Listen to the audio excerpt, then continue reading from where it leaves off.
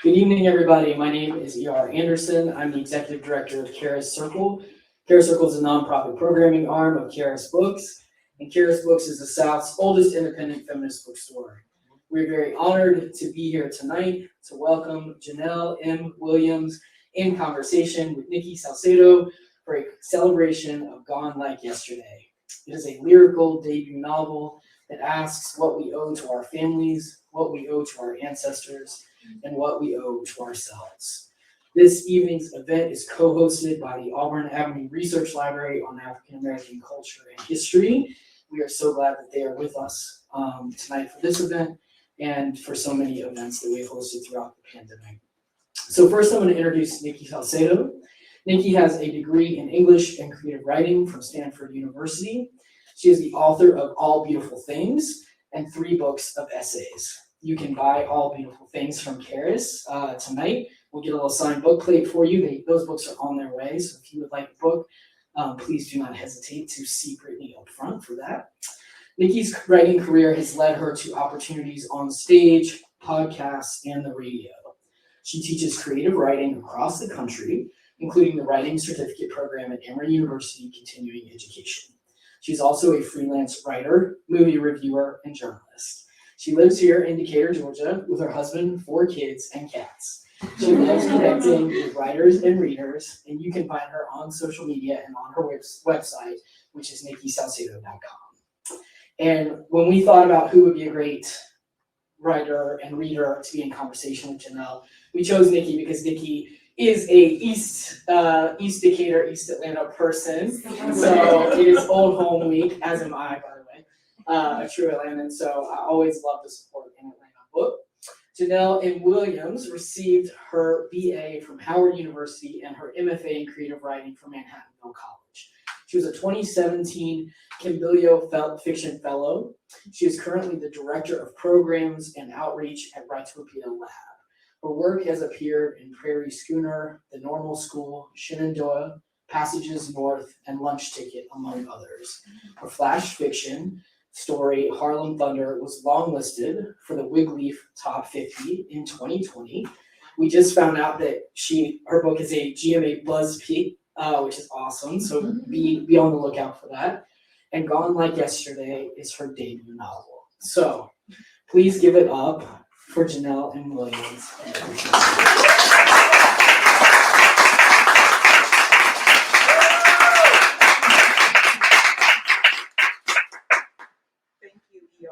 Thank you, Charis Books. This is a great night and very excited to speak with you today about your debut novel. We have lots of questions, a big audience here who also will be keeping the energy up and really excited to be here with you tonight. So I'll start out with some easy questions and then we'll get into the heart of the story. But I'd love for you just to start by giving us an overview of the story from your perspective. Well, I'll start with just saying thank you everyone for coming and for listening and for reading my book and every like and every just anytime that someone asks me a question about the book, I'm just so excited to talk about it. So thank you for having me, Charis, as well. So this book is told from 2 different perspectives. One is Zahra. She's a college prep coach, and she meets and forms this bond with a 17-year-old Sammie, who is just really outspoken and sure of herself in this way that Zahra is kind of not, even though Zahra has 15 or so years on her. And the 2 of them form a bond, and their bond is only strengthened by the fact that there's something magical going on in their world. They can hear these moths that sing, and Zahra's brother goes missing. And when she finds out that her brother goes missing, the 2 travel from New York to Atlanta in search of him. So it's really a story about them finding out a lot about themselves on this journey and discovering a lot about their family, and it's coming of age, and typical young teenage sense, but also coming of age for Zahra. She's in her 30s, she's trying to figure out life. And there's just a lot in store for them. So there's mystery, magic, and just, I don't know, I feel like I'm sure everyone thinks that their book has like everything in it, but I feel like it's a book about everything, about love, about nature, about discovery, about family, so much about motherhood and womanhood. Yeah. That's wonderful. Would you be willing just to give us a glimpse of the voice by reading the prologue? Absolutely. Tree hugging, earth loving, nature praising. That shit is for white people. Not for people who are made of bark themselves, who are the air you breathe. So of course, Zahra, being as black as she is, in skin color and attitude, does not feel she can afford to pay attention to the trees until one goes missing and it swallows her breath like a plague of locusts. Derek Lewis Robinson is his name, and he's her older brother, barely, by a year, and he's gone like yesterday. Just yesterday, they were shooting the shit in their small backyard on the east side, making bets at the Battle of the Bands, running late for school, and blaming it on 285 traffic. Just yesterday, he was louder than the snap music they leaned in rock to, more rooted than Graham's ever-revolving love life and Mom's dedication to the cause. Seems like just fucking yesterday, Derek asked Zahra, "You think people can step outside of themselves, feel two skins at once, your own and someone else's?" Zahra had looked at him confused, and when he didn't laugh or say that's wild, or wave his statement away like he was really on one and knew it, she felt a wave of panic that came and went like a late summer breeze. Now it is all a wonder among everyone. Where did he go? Why isn't he happy? When will he pull through? But then again, it's not cancer or diabetes or any strict science awaiting a cure. So the wondering is prolific and pervasive.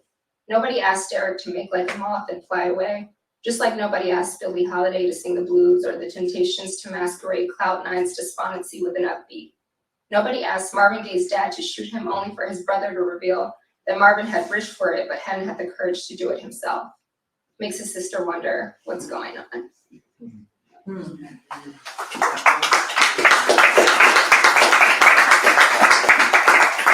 Thank you. I think that's a great way for us all to get a sense of the voice. There's longing, there is mystery, there's connection just right up front. For me, I thought it was very poetic and beautiful. And many of us are in a life phase where you read words and it's just like, yes, those are the words I wanted to hear. So thank you for sharing that. What is your real connection to Atlanta? And also maybe some of the characters in the story. I'd love to know about that. Well, I was born and raised in Decatur, and I went to school. I was bused and went to school at Chamblee, in Chamblee, Georgia. And you know, it's interesting though, growing up in Metro Atlanta and then moving away at 18. At 18, I went to Howard. I stayed in DC for 8 years, and then I moved to New York, and I was in New York for 6 years. And when I wrote this book, I was still in New York, so I hadn't experienced Atlanta as an adult. And I think it is very different now over time. And it's very different, you know, growing up here, because there's so many things that were my normal that as soon as I went to New York and I would tell people about, you know, taking 2 buses to school, their face would like, they were confused by it, you know, or I would talk about the M2M program, which is the majority to minority or minority to majority. I can't remember which one, but they're trying to blend the two. And when I would tell them about, you know, the whole busing system, I mean, people were in shock to hear that in New York. And so I began to realize that certain things weren't normal. And even when I would look back at my yearbook and I would see some of the things that people wrote, or I would think about things that people said, and I began to see the South in a different way, and Atlanta in a different way than just of, you know, things being normal. And so I knew that I wanted to, but then also I think sometimes there's this thought that New York is this beautiful melting pot and that it's so progressive. And so finding out that New York has the most segregated school system in the country kind of threw me for a loop. And then I just also remember I started working with lots of young people, and I began helping some young people get into, they have to apply to go to high school.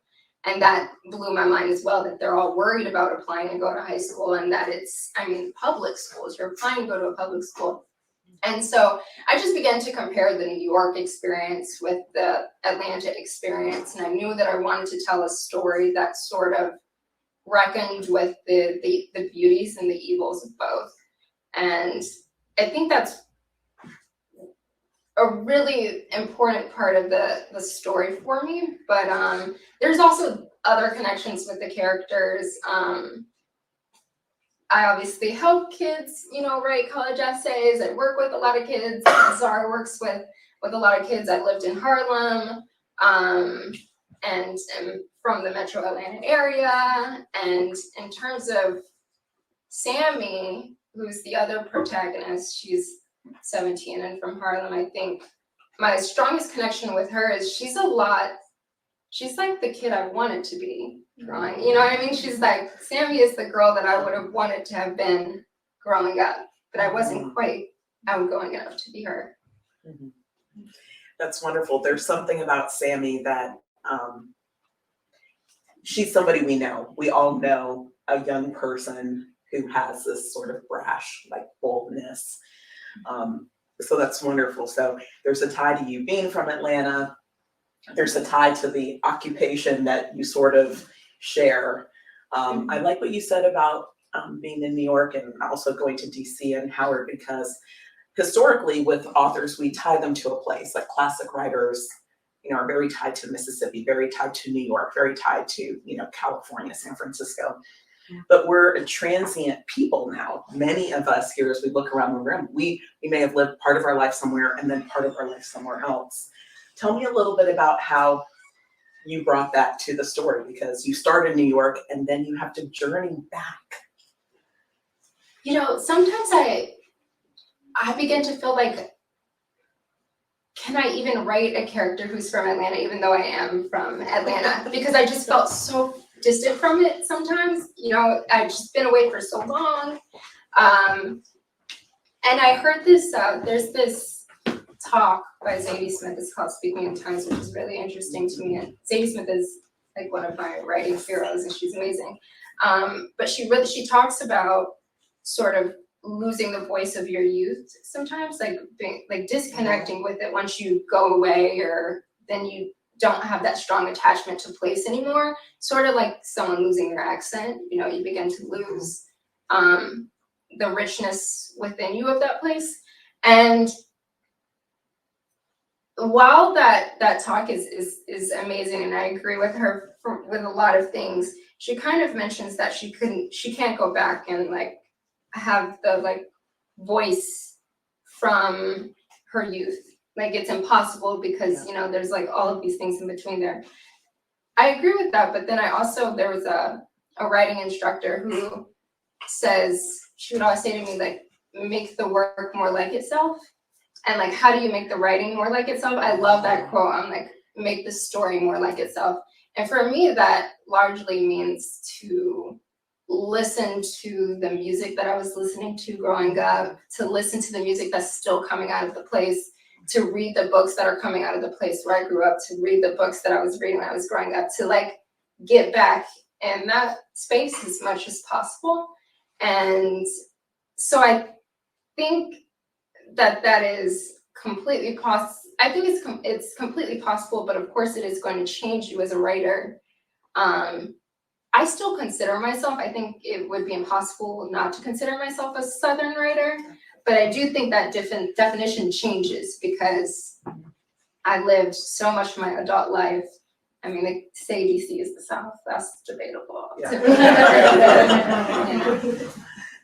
I love that. And maybe for some of us, so I get told all the time, you don't sound like you're from Georgia, and then they'll question me. how long have you been here? Where did you go to high school? Like, I have to prove like my Atlanta passport with like my high school prom picture authentically from the South. Yeah.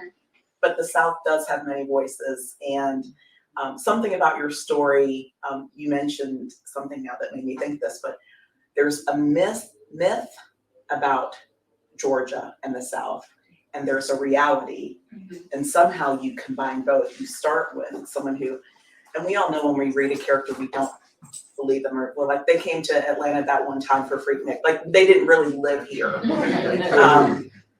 But you definitely have like the authentic voice and of what it's like to be in the South, maybe that not everybody sees. But then later on, you bring in like the mystery and the magic of the South, which is something else. So what was that like, keeping us grounded in reality and then also bringing us this magical experience?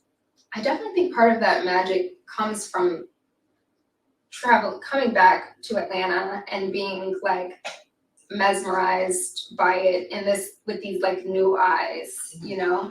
And so there are just so many things that I love about this city and Metro Atlanta in general. And there's so much richness to the history, to, you know, like just thinking about the civil rights movement here, and so much was born from, I mean, the church is here, there's so much legacy here, but then there's also just this wave of like amazing new things going on. There's so many Black-owned restaurants and so many Black-owned stores and like these big shops that have, I mean, there's just this, Atlanta just has this thing that I just don't see in other places. And then when you get to like peel back its history, I think it feels even more magical in what it's overcome. It almost seems like it's amazing that it was this place that was like such a heart of the Confederacy, and that it can, you know, even now thinking about politically what's happened and just see it, you know, turn blue in some ways. And it's just really, it's almost like, I think the use of the moths in the story was like something that I can't explain with anything other than magic.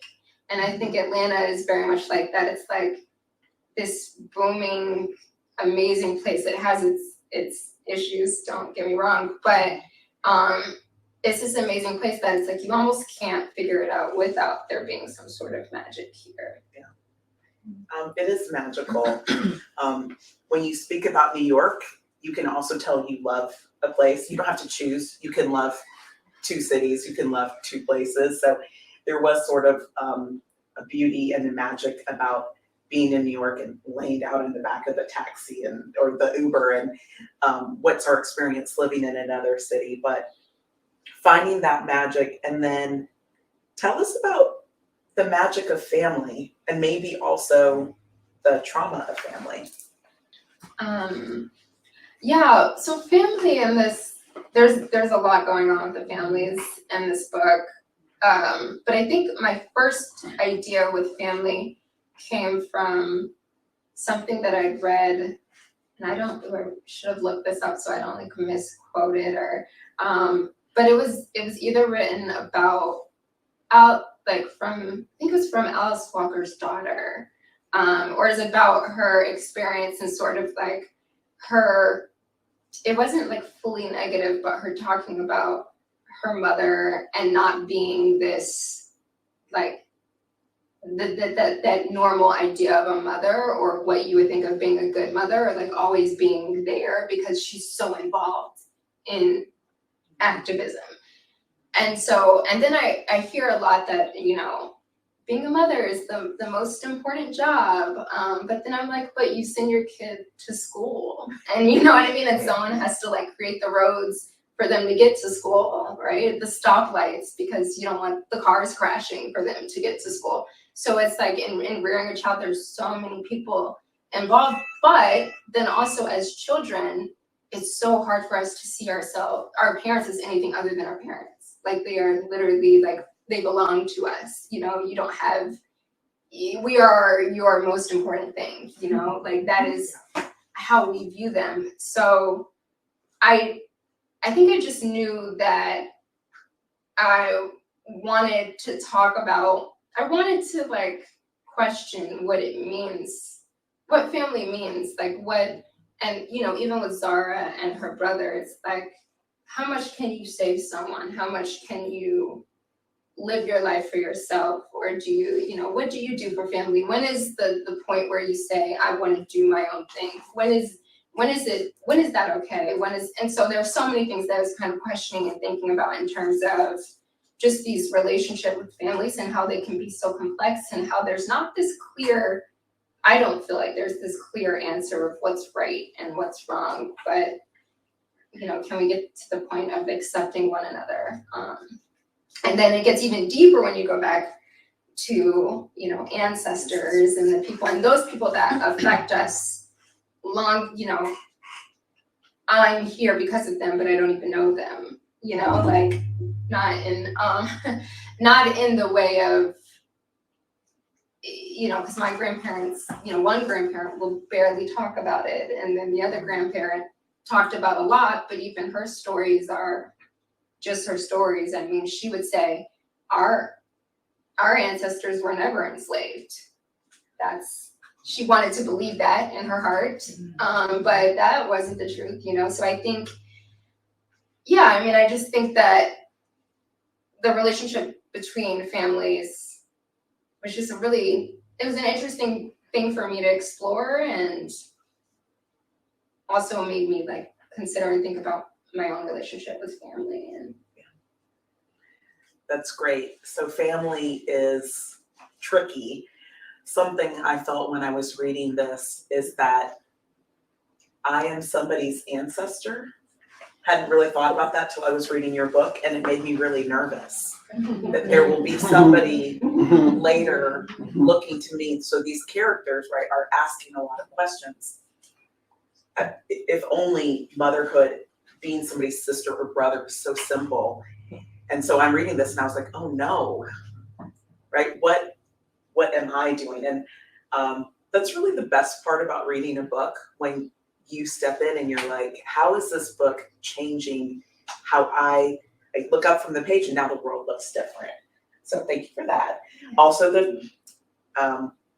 now I'm really worried about my mothering techniques, but that's okay too.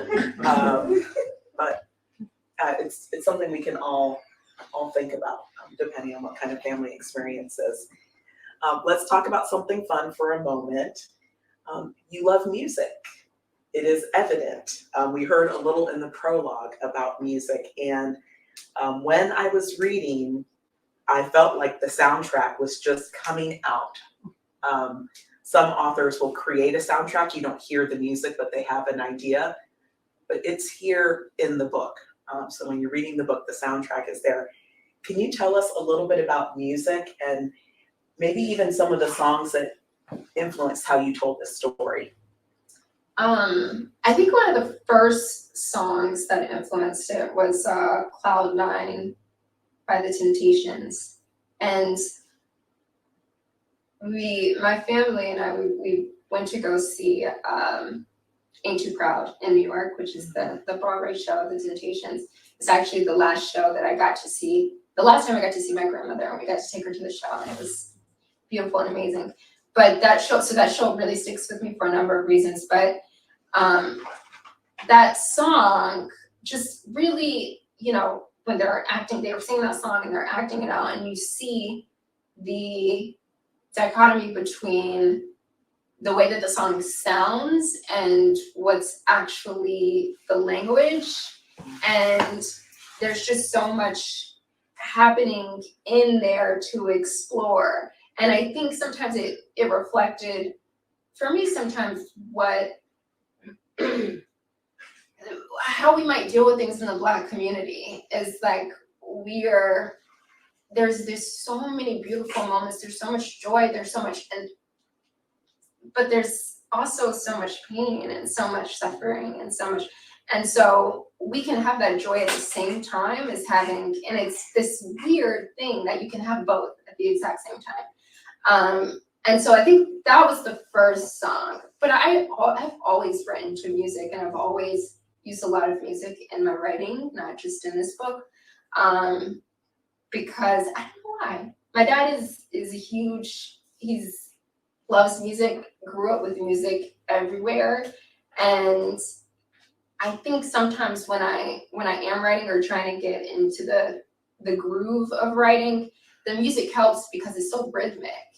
And so like I'm striving to like create that sort of rhythm in the story. And I know that if I put on a song that is like in connection with what I'm writing about, then it works even better, right? It just gets me into this space of like really feeling what I'm writing. And so I think the songs just kind of organically happen from me listening to music or researching it, and then I go down these rabbit holes, and just lots of different songs. And it just felt to me too that in a novel that is so much about ancestry, music has been such an important part of the lives of Black Americans because our languages were stripped from us, and reading was stripped from us, and so the music persisted. And so the music is the one thing that has been so has gotten us through so much. So it just felt like how could I not include the music? And then I wanted to make sure that I knew I wanted to include like female rappers, and then I wanted to make sure that I had, with Sammie's background being that her family's from Trinidad, I wanted to make sure that I had songs that she might, or especially that her uncle might really connect with. My fiance is from Trinidad, so he was very helpful there. But yeah, so the music, I don't know.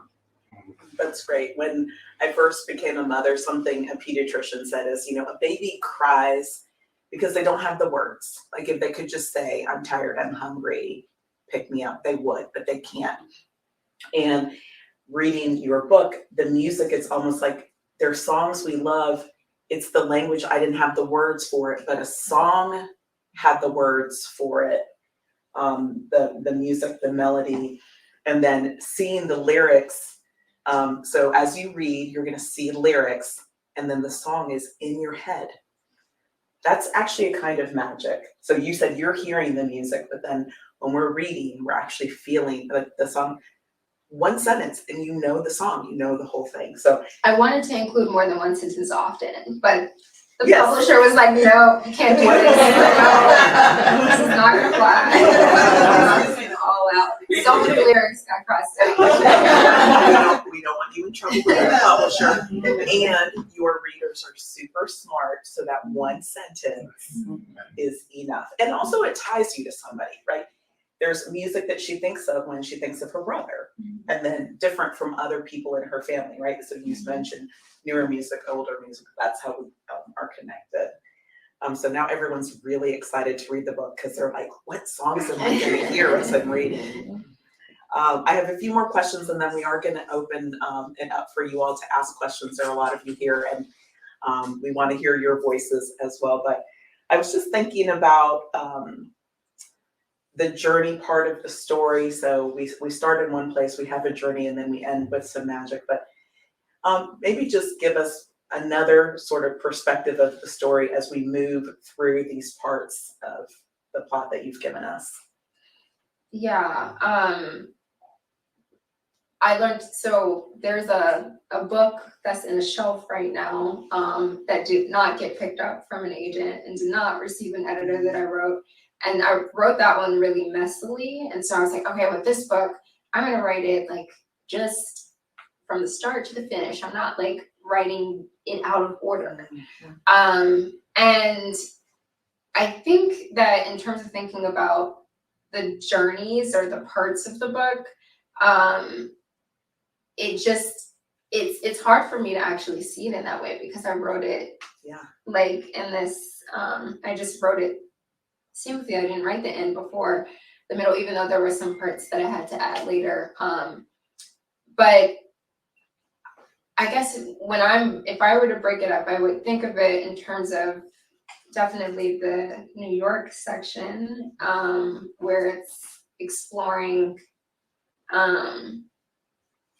really like Zahra's life and also Sammie's schooling, and then this part where they are actually on the trip. There's a good bit of them making, you know, the actual trip from being in the car from New York to Atlanta. And then there's the Atlanta section, which is the, like, I guess, meatiest part of it, because in the Atlanta section, you're getting all of these reveals and they're figuring things out, and you get to find out what happened to Derek, Zahra's brother. That's the mystery part. We can't say anything else there. But that's what we're reading for, right? Every story is a mystery. Was it easy for you to come up with dun dun dun? Like, how was that part of the story? That's the hardest. That's hard. The plot is the hardest. I could write characters all day. The plot is was really hard, but when certain things, when I did figure out certain things, I was like, ooh, I'm excited for this. It's like the most exciting thing when you feel like you got the good idea, you're like, oh, that would really make it nice. So it can be fun, but it's the hardest for me. Oh, excellent. And why don't we pause here to see if anybody might have questions from the audience. I have 100 more, but I do see at least an initial hand. So we're going to bring a mic up so our friends online will also be able to hear your question. Thank you. I kind of have a two-part question. One, what was the most challenging part? You kind of alluded to it a little bit just now. And then the second part was, how did you decide on the characters' names and how they contributed to the story? Those are good questions. So I'll start with the characters' names. With Zahra, I knew I tried to think about like what her parents would name her. And so I knew, I was like, her parents would name her something that like sounds black, I guess. Like they wouldn't name her Janelle.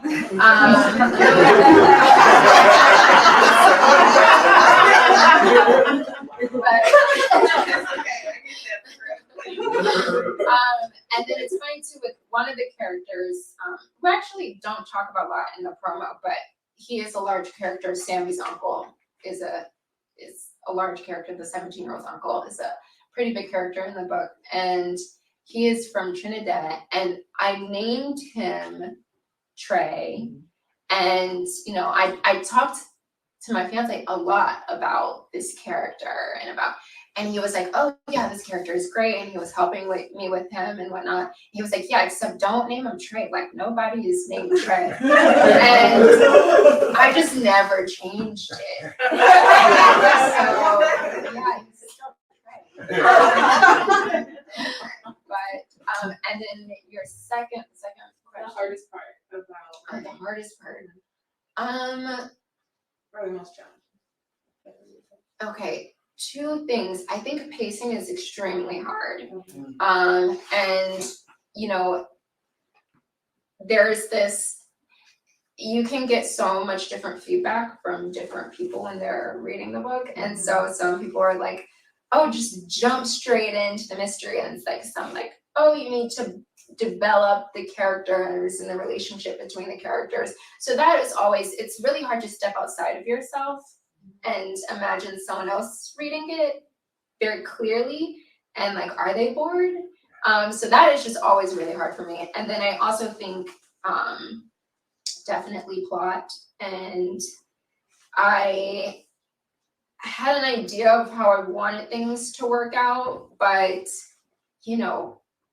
even getting like timing day of the week, they went down on a Monday. Now what day are they on? This is in 2019. Now so it's like, if you're using dates, and I mean, there's just so much to, like, would it make sense? How long would it be that she would let her brother go missing before she would make the trip down, right? Oh, but we need to build the relationship between Sammie and Zahra, right? So there's so much in just trying to make sure that it felt, that plot felt realistic, but that it was still surprising in a good way. Thank you, that was a great question. Another question. How long did it take you to write it? And were there times when you, did you know at the end that it was really, I'm done? It took probably like a year and a couple of months to write it. A lot quicker than probably anything else that I've written. I was writing through the pandemic, and I was like one of those people who was the pandemic made me, being at home all that time made me I was very productive. And I had a friend, she was writing her chapters and we were going back and forth. We were like, accountability partners. So that part went by pretty quickly. Knowing the end, yeah, I knew, I'm like, the end is one of the things that I'm most proud of. So when I knew that those last few pages, I was like, yeah, I did it. Kristen online asks, who is your secret ideal reader for your book? The reader or group of readers that you secretly hope every X person who reads this will get. Black women. I just really want the Black women to like it. I think because there are so many Black women in the story. I mean, it's told from the perspective of Black women. And then also, me thinking about the stories that I went out there and the stories that matter to me, I just wanted to give us something, right? Because when we received Insecure, like that was a gift, from Issa Rae. It was like, thank you for this. Like, we didn't know how much we needed this, but we really needed it. And I think I want to offer that as well. And I want everybody to love it, but yeah, especially Black women, that's really nice. Was there a question up here? Just coming. Janelle, the title just grabbed me, particularly the part go on like yesterday. What deep message is there? Oh, that's a good question. And I went back and forth on this title. I had some other ones in mind. I think there's just so much because Zahra's brother Derek goes missing. So there's the gone like yesterday in the sense, like, there's that. And then there's the, like, her childhood, her thinking about her relationship with her brother and what that was like when they were younger and how it's changed. And so there's that. And then there's also just thinking about family and ancestry and so I just think it works on so many different levels. Good question. Thank you. All right. Anybody else, or should we kick it back to you, Nicki? I still have more questions. We'll come to you. We'll come to you with a question. I won't forget.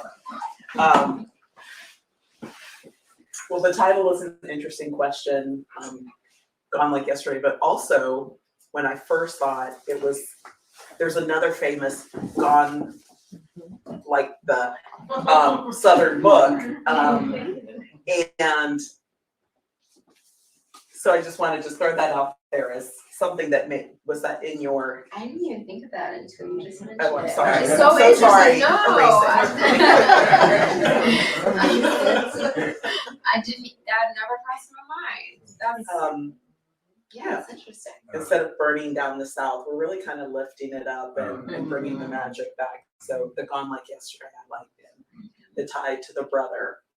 And it's almost, it was on the first page. I mean, it was almost immediately said.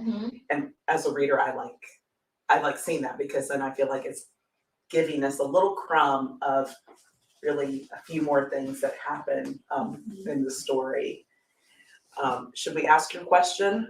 We're gonna use the mic. Okay, I'm gonna bring it to you. My question was, did your own sibling relationships help inform the relationships of the siblings in the book? Oh, that's so interesting. Yeah, actually, I mean, I only have one sibling, my sister. She is very different from Derek. And I think, it's funny because I was just talking to my parents, and in some ways, I don't want people to see me as Zahra. I'm like, I am not her. We are different. Like, I don't want people to think that I'm just like her.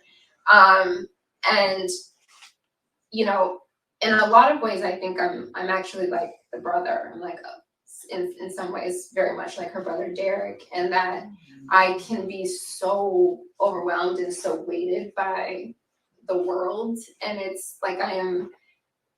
You will not see an Amazon package on my door. Do not do it, y'all. But I'm so like that, like where I just get so, and then you can go into this space where it's like, well, what can you do? I mean, you can't brush your teeth, not with these companies. I mean, you can't drink your tea anymore, not Celestial. I mean, you could really go into the space of like, you really can't do much of anything if you get so bogged down, and you can't watch this show because it's on Fox. You can't do this because it's, and so while I do think that there's a lot of positivity in boycotting, and I do participate in many ways, sometimes I can be like Derek, where it's like exhausting. It's like, how do you move in this space? Like, how do you, and I think that's where her brother is like in a place of just so distraught, and he just feels this deep calling to do things about what's going on, right? And my sister is much lighter than me, I think, in a lot of ways, and so she's got a little bit more Zahra in her than me, and so I do think about that a lot, how different we are in the way that we navigate the world. Great question. Could you speak a little bit to writing, Sammie? So you're still young, but you're not teenage young. And sometimes people really have trouble with the like slang and the viewpoint of just people slightly younger than them, right? Because especially now it moves so fast. So how did you tune into Sammie's perspective with her youth? Well, I can only hope that I got that right a little, but I work with a lot of teens, and I'm just blown away by them all the time, and they also crack me up, and the things that they say and the way that they are just so adamant. There's a part with Sophia, the other teen that Zahra works with, where she just calls like everything that was created in like 2019, like antiquated, like things that are still, she just like random things where she's like, oh my goodness, that's so 2019, even though it is 2019. And they just do these like quirky things like that, which I just think are the coolest things. They're so like, and so I think about just little bits of this teen and little bits of that teen, and I just kind of compelled them into this one character, Sammie. And some of the teens that I work with, they're like, "Oh, I'm gonna read your book," and I'm super. I might be the most nervous about them reading it. I'm like, what are they gonna say? You want them to read it. They have the biggest influence. They do. They do. You mentioned Sammie and also Derek in a sibling relationship. Did you intend for Trey to be this big of a character? I think I knew he would definitely be a big character because, I mean, I don't want to give anything away. I think But it's Trey is Sammie's uncle, yeah. and he has a job. He's Sammie's uncle. He was Zahra's original Uber driver. And you know what, I don't, it's hard to say in how big I thought how big of a character I thought he would be. But I knew I wanted this like really cool bond between uncle and niece. Because again, it goes back to family and these beautiful relationships. And this one is like not quite uncle, not quite like older brother, not quite dad, you know, but he's got a bit of all three of those in there. So that was a really fun relationship to write between Sammie and her uncle. So he was probably my favorite character Really? because he seemed real. Like, if you've been in a ride share, sometimes you do form a connection with someone in a 30-minute ride. And that's something that another generation, and you know, we will be the ancestors one day, the future, they might not understand this little thing that we have. Did you have an experience like that in a ride where you had a fun connection?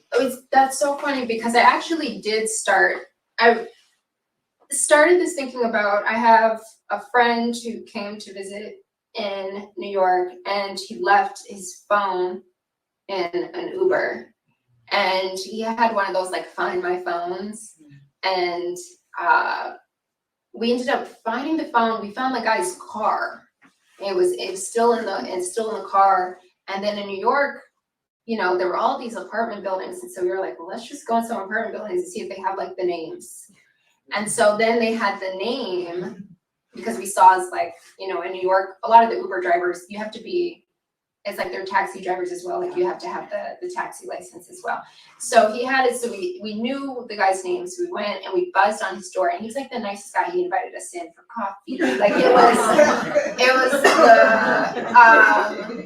the most interesting thing. And so I think about that experience a lot of like going, I mean, and the Uber was far, it was like an hour away. Like we traveled to like get this phone back.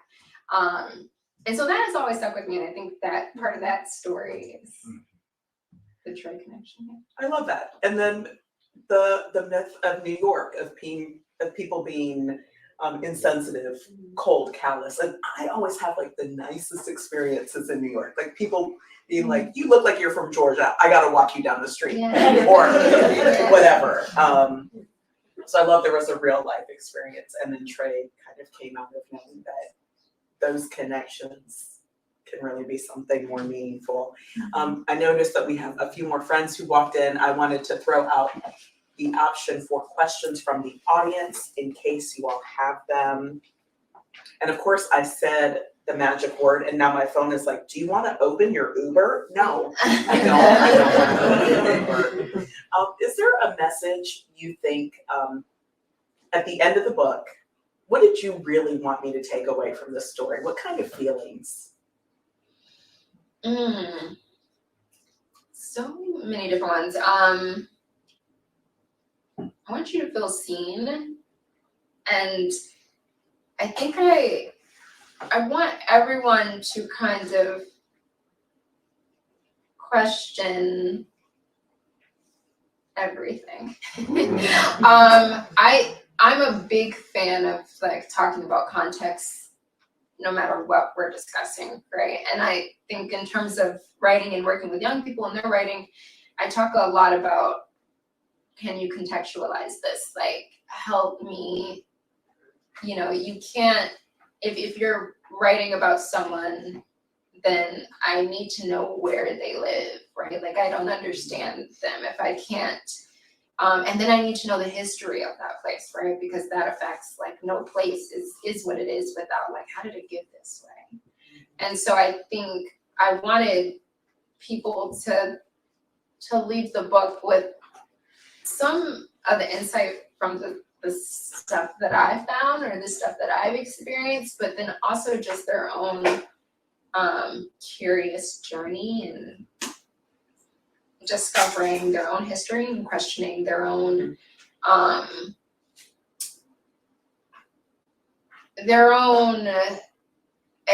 like not acceptance, but their own ability to reckon with what's around them. So you feel open to the uncertainty of like our experience, asking questions that we might ask questions and never get the answer. Right. And it would be lovely if the answer was in a book, in the phone, with somebody we meet in the taxi. But tell me just a little bit more about, you kind of just dive off and then we get to answer for ourselves. What do you think about that experience for us as a reader? I would hope that you get to answer for yourself. I actually think that I can be pretty didactic, so I'm like hopeful that I wasn't trying to like explain the world away to you all. But and I think to the, I think I just try and offer a perspective. And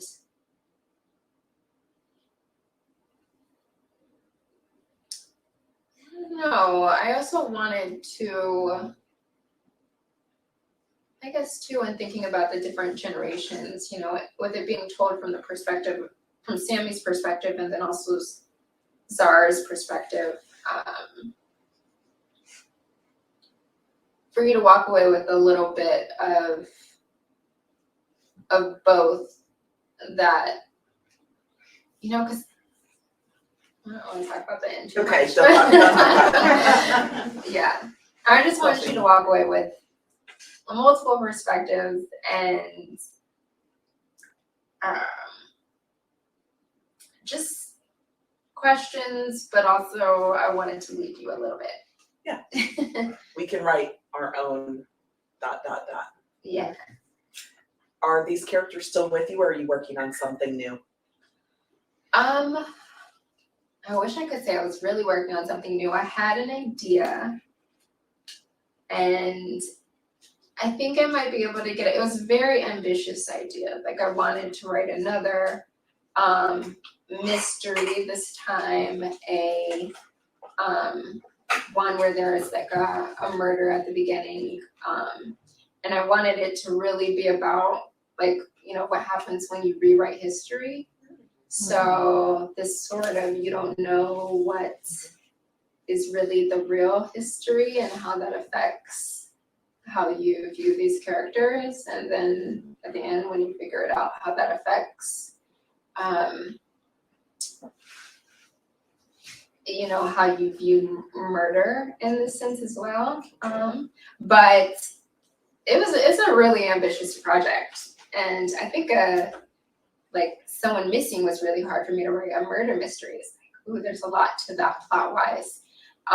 So I think I might go back to short stories for a while. I have a short story collection that I really want to get out there at some point. I think a few of the stories need to be tweaked, or maybe writing a couple of new ones, but I think that'll be where I go.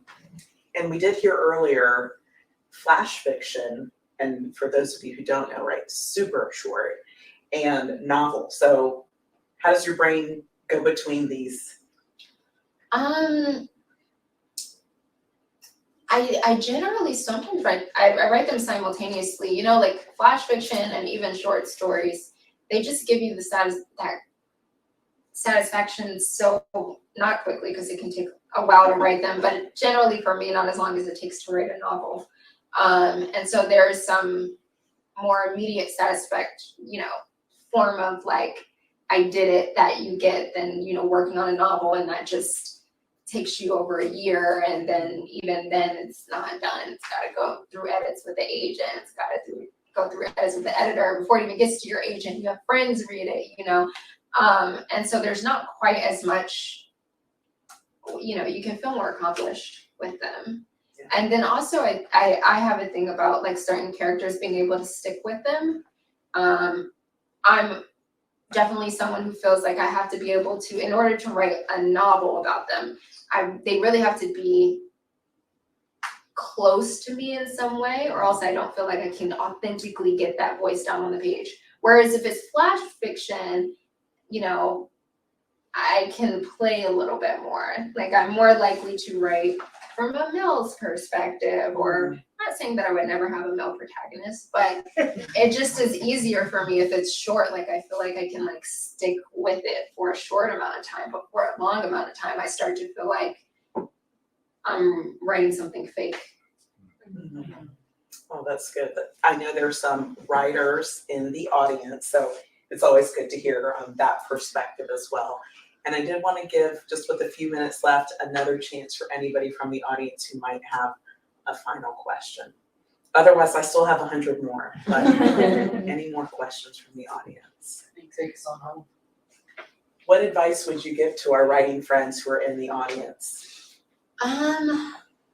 Wow, there's so many people that come up to me, they're like, I want to write a book. And I'm like, oh, write it, you know? Advice given. Because I think, you know, if you're writing fiction, you just have to finish the book, because it's sad to say, but like nobody cares if you don't finish the book. You can have so many writing credits, and it's like, it's really hard to get anyone to care about your idea until it's on paper. So, right, and then also, I'm a big proponent of like reading in lots of different ways, right? So yes, reading books are great, but like for me, I think about reading in terms of like dissecting music, right? Or in terms of like thinking about the TV shows that you watch, or like even just reading the people that you talk to in conversation, and like how much are you really seeing them, and like thinking about the way that they speak, and thinking about the way that they move. And so I think reading in the like broader sense of just trying to take in the world around you, you know, I think that love for language, and just, you know, so much a big part of writing is just like seeing. So That's great. I'm gonna let ER take us out, but before we clap, just a reminder that this is a book for everyone. Every person who finds this book will feel something inside: the poetry, the music, the connection to family. So thank you. And ER, do you want to give us some closing words? I do. Thank you so much for your beautiful facilitation tonight, Nicki. I want to let folks know you can buy Nicki's book from Charis, and in this link in the chat for folks who are watching virtually. But of course, the woman of the hour, Janelle, you can buy her book, Gone Like Yesterday, by clicking this teal link if you are watching virtually. And for all of our folks here in the house, we have a beautiful packed house. More and more folks have joined us. That is always what we want when we are celebrating a hometown writer. We have books up front. You can get your book signed.